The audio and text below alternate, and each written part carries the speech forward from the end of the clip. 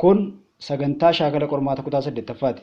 Sagantaa kana keessatti gaaffileen barattoota qormaataaf of qopheessan waan dhiyaatuuf barattoonni itti fayyadamaa jecha viidiyoo sagantaa kanaan torbeetti yeroo tokko dhiyaatu akka isin qaqqabuuf chaanaalii kana sabiskiraayibii, laayikii fi sheerii gochuu hin dagatinaa. Har'a kan walii wajjin ilaallu shaakala sagantaa qormaata kutaa 8ffaa marsaa jalqabaati yookaan marsaa tokkoffaa. Gaaffilee mata dureen keenya maal jedha?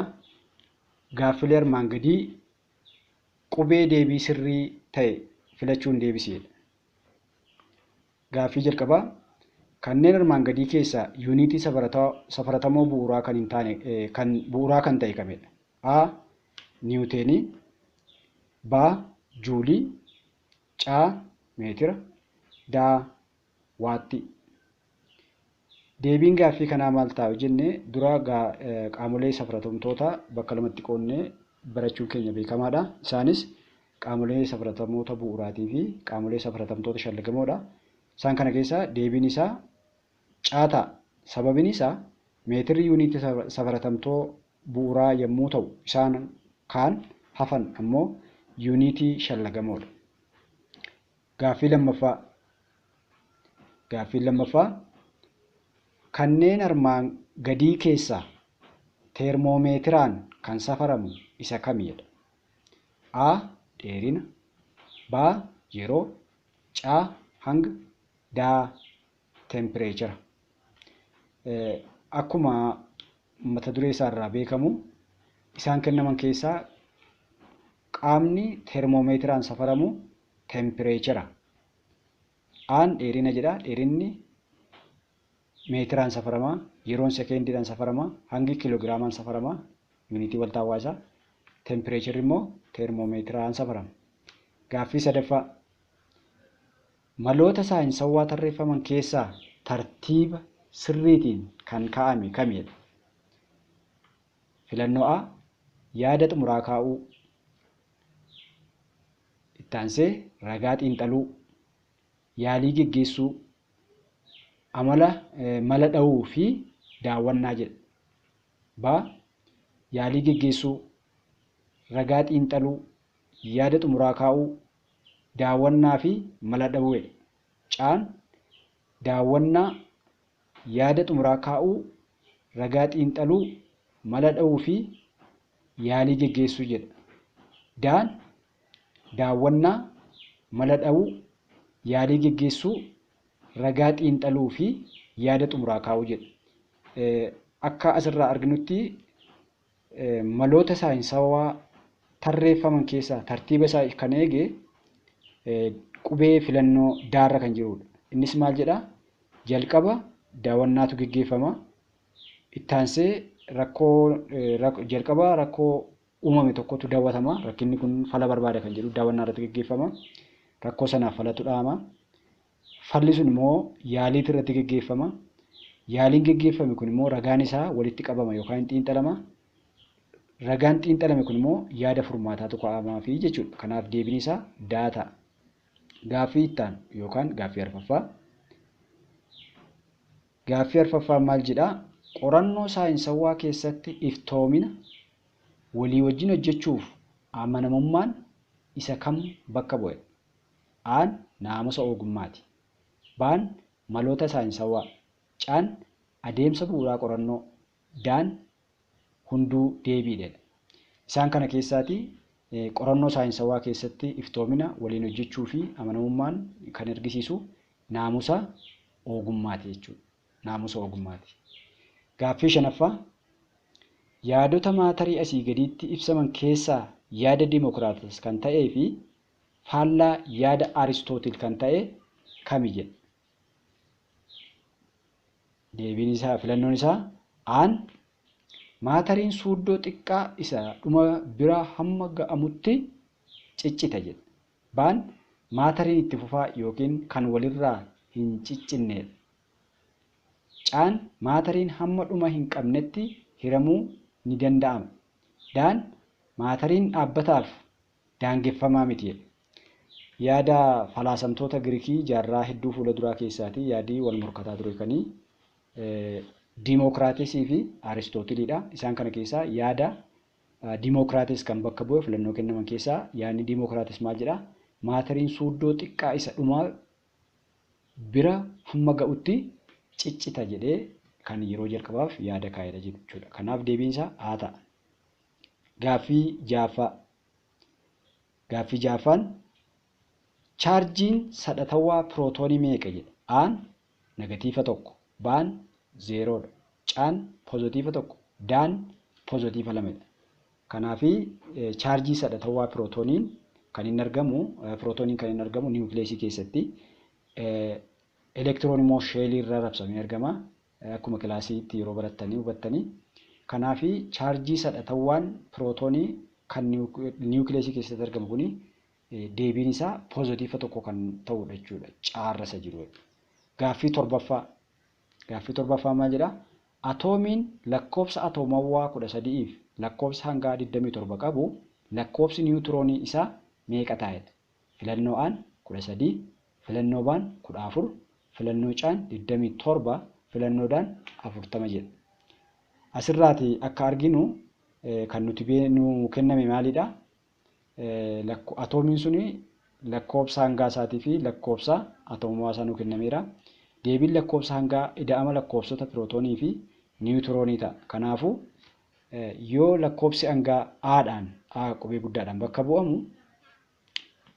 zaan immoo lakkoofsa pirootooniidha. Naan immoo niwutiroonii bakka buufne isaan niwukileesii keessatti argamanii kana yoo walitti hidhaame jechuudha. A in ta'a, zaa ida'uu naadha. Gatiin nu gaafatamne gatii zaadha jechuudha. Gatii naadha jechuudha. Niwutiroonii gaafatamne. Kanaafi gama lamaan irraa yoo 27 irraati 13 yoo hirribne deebiin nuti argannu 14 ta'a. Deebiin isaa baarrasa jiru ta'a jechuudha. 20 asirraa kan 13 fi 17 yoo walitti hidhaane meeqa arganna? 27 arganna jechuudha. 13 ida'u 14 walqixa 27 jechuudha. Kan niwukileesii keessatti argama pirootoonii fi niwutiroonii jechuudha. Lakkoofsa 8ffaa kanneen asii gadii keessaa fakkeenya mooliikulii atoom-lamee kan ta'e isa kamidha? Aan kaarboon daayoksayidii, baan oozoonii, caan niyoonii, daan haayidroojineedha. Deebiin isaa isaan kennaman keessaa fakkeenya mooliikulii atoom-lamee kan ta'e haayidroojiniidha. Kanaaf deebiin isaa daata. Irratti kan argamu atoom-lamee gosa lamaa isaan kaarboonii fi oksijiiniidha. Baarra kan jiru immoo oozooniidha. Oksijiinii sadiidha. Caarra kan jiru immoo atoom tokkeedha jechuudha. Kanaaf deebiin isaa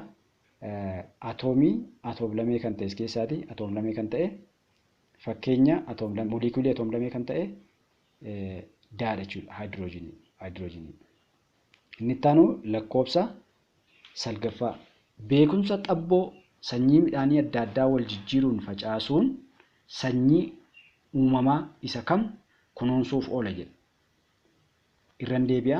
Beekumsa xabboo sanyii midhaan adda addaa wal jijjiiruun facaasuun qabeenya uumamaa isa kam kunuunsuuf oola?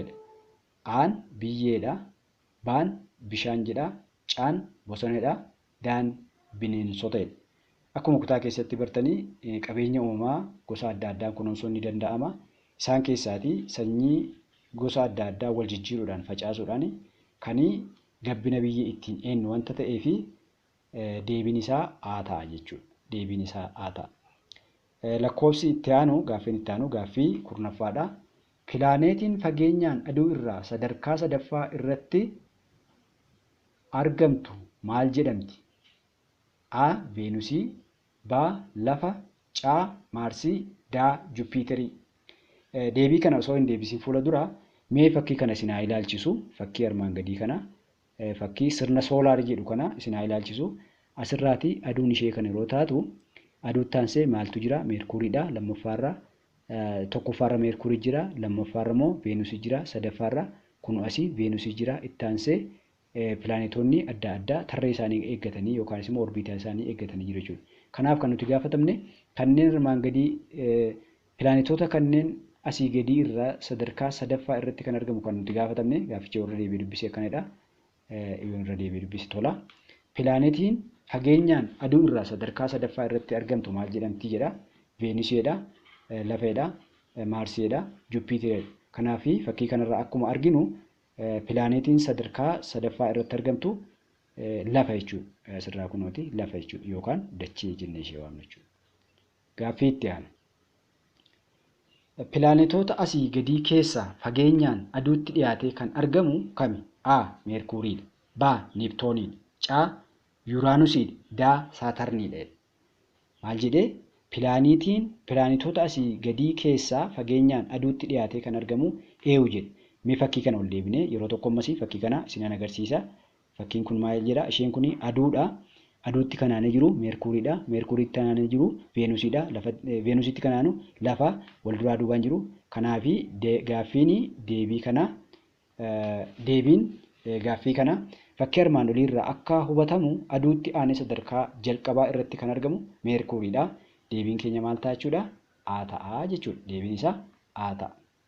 Inni itti aanu gaaffilee itti aanu faayidaa saatalaayitii kan hin taane kamidha? Faayidaa saatalaayitii kan hin taane kamii? A. Walquunnamtiif fayyada. B. Annisaa maddisiisuuf fayyada. C. Haala qilleensaa qorachuuf fayyada. D.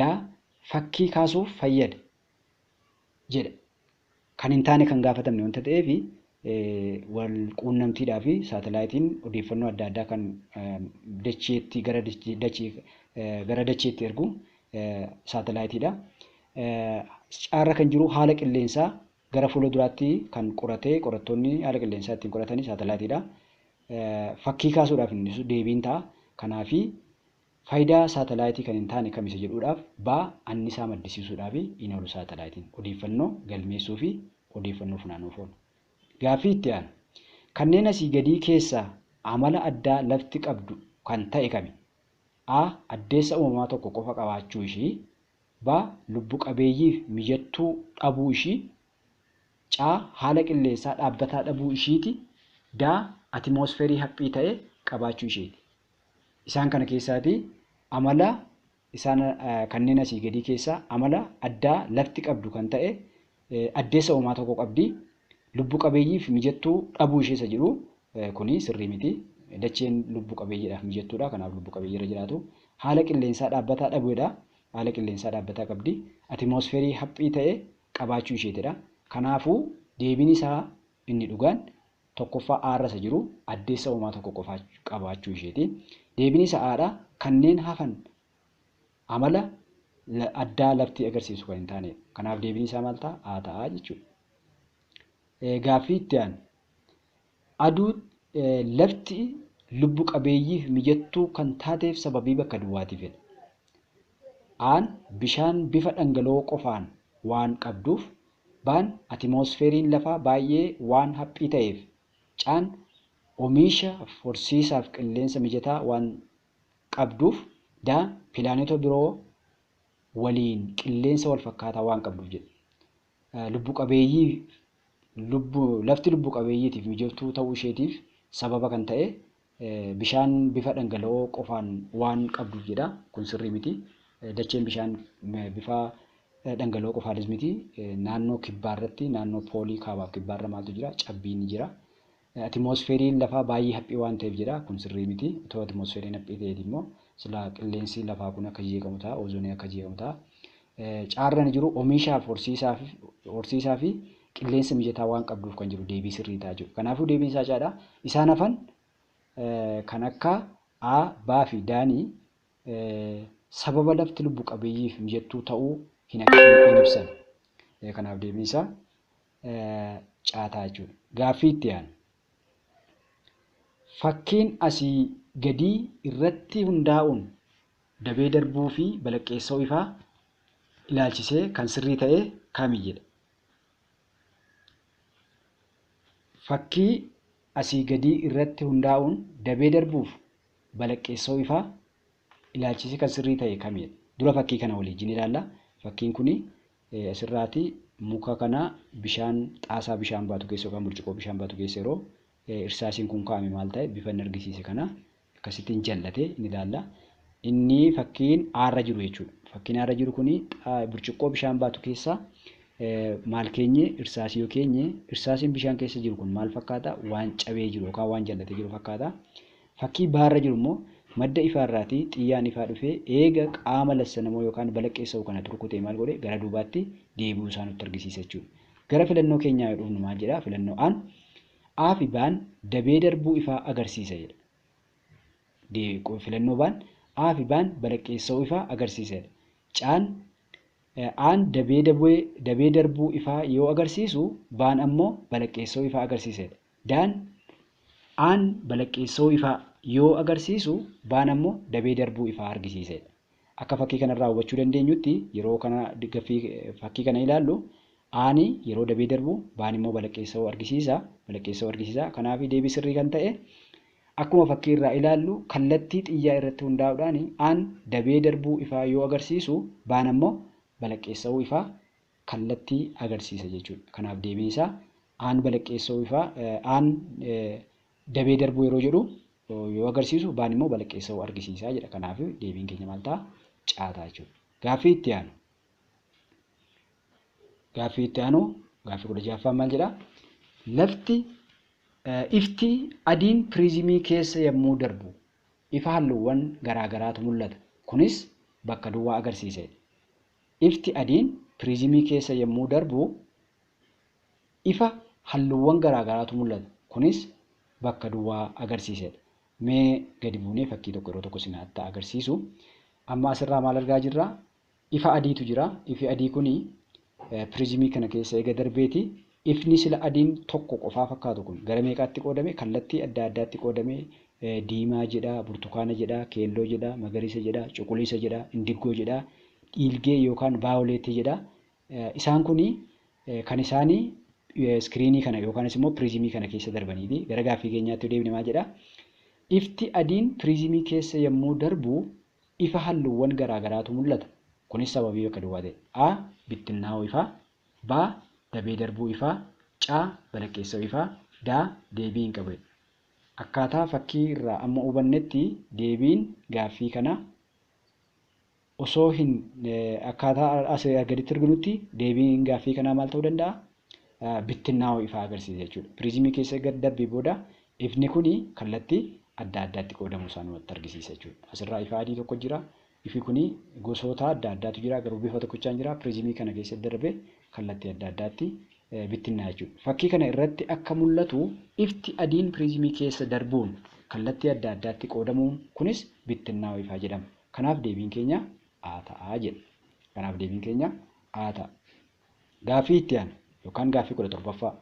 Wantoota asii gadii keessaa wal duraa duubaan dabarsoo, gariin dabarsoo fi ittisoo ifaa kan ta'e kana. Wantoota asii gadii keessaa wal duraa duubaan dabarsoo, gariin dabarsoo fi ittisoo ifaa kan ta'e kana. Filannoo A. Muka, qilleensa, foddaa manneen ammayyaa. Filannoo B. Qilleensa, muka, foddaa manneen ammayyaa. Filannoo C. Foddaa manneen ammayyaa. Foddaa manneen ammayyaa, muka, qilleensa jedha. Kana keessaa Daan qilleensa, foddaa manneen ammayyaa, muka. Kanaaf deebiin isaa maal ta'a? Deebii ta'a jechuudha. Deebiin isaa maal ta'a? Daa ta'a jechuudha. Sababiin isaa qilleensi dabarsoo ifaa gaarii yeroo ta'u, foddaan manneen ammayyaa ammoo akkaataa teekinooloojii ittiin tolfame irratti hundaa'uudhaan gariin dabarsoo ifaa ta'uu danda'a yookaan ittisoo ifaa ta'uu danda'a. Mukti garuu guutumaa guutuutti ittisoo ifaa jechuudha yookaan ifa of keessan dabarsu. Kana waan ta'eef filannoon deebii keenyaa maal ta'a? Qilleensa, foddaa manneen ammayyaa, muka inni jedhu deebii ta'a jechuudha. Gaaffilee itti aanu. Gaaffii 18ffaa. Hollannaa wantootaatiin kan uumamu kamidha? A. Ifa. B. Sagalee. C. Gahoo. D. Elektirikii. Asirraatii ifni sababa madda ifaarraa kan dhufudha. Sagaleen garuu hollannaa wantootaatiin yoo wantoonni hollatanii kan uumamuu danda'u jechuudha. Kanaaf deebiin isaa B'dha. Kan hollannaa wantootaatiin uumamu sagaleedha. Gaaffii itti aanu yookaan gaaffii 19ffaa. Yaa'awwan armaan gadii keessaa saffisaan sagaleen of keessa dabarsuu irratti xiqqaa irraa gara isa guddaatti kan kaa'ame kami? Yaa'awwan armaan gadii keessaa saffisaan sagalee of keessa dabarsuu irratti xiqqaa irraa gara isa guddaatti kan kaa'ame kami? Fuullee, bishaan, qilleensa. Filannoo B. Qilleensa, bishaan, fuullee. Filannoo C bishaan, qilleensa, fuullee. Filannoo D qilleensa, fuullee, bishaan. Deebiin isaa baataa. Sababiin deebiin kun baata'uu fi daddarbuun sagalee rukkina moolikiilii wantootaa irratti kan hundaa'udha. Kanaafuu rukkinni wantoota armaan olitti kennaman isa xiqqaa irraa gara isa guddaatti yeroo ka'amu rukkinni qilleensaa kan bishaanii irraa gadi bu'aadha. Rukkinni bishaanii immoo kan fuullee irra gadi bu'aadha jechuudha. Kanaaf deebiin isaa maal ta'a? Deebiin isaa baataa jechuudha. Maal jedha? Xiqqaadhaa gara guddaatti yeroo ka'amu qilleensa, bishaan, fuullee isa jedhu jechuudha. Bishaan jedha, qilleensadha, bishaan jedha, fuullee isa jedhu jechuudha. Gaaffilee xumuraa. Gaaffii 20ffaa. Daandii elektirikii salphaa ijaaruuf meeshaan hin barbaachifne isa kami? A. Baatirii. B. Balbii. C. Kompaasii. D. Shiboo elektirikii. As keessaatii gaaffilee isaan kennaman keessaa filannoowwan kennaman keessaa daandii elektirikii ijaaruudhaaf kan hin oolle deebiin isaa caataa. Sababiin isaa koompaasiin daandii elektirikii ijaaruu keessatti osoo hin taane kallattii agarsiisa. Isaan hafan garuu daandii elektirikii salphaa ijaaruuf kan murteessoo ta'anii jechuudha. Gaaffilee armaan olitti gaafatamne deebii waliin hojjenne kana keessatti qormaata kutaa 8ffaatii fi yaadolee isin ga'oomsanii walii wajjin ilaallee jirra. Waan dhaggeeffattaniif galatooma. Yeroo itti aanutti viidiyoo kanarraatii qormaataaf kan isin qopheessan hordofuudhaaf viidiyoo kana laayik gochuu, sabiskiraabii fi sheer gochuu hin dagatinaa. Galatooma.